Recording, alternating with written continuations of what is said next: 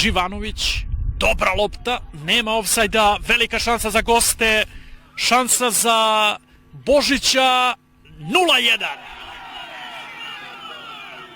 Milun Božić postiže gol, Sloga vodi u Novoj Varoši 1-0.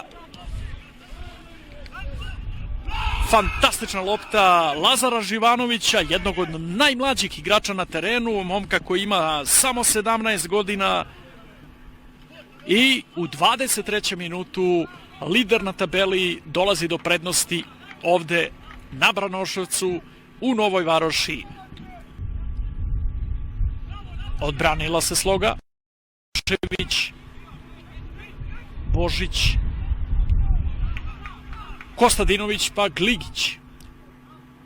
Ovde nema ofsajda, Knežević nije u ofsajdu, Knežević je u velikoj šansi, 0-2.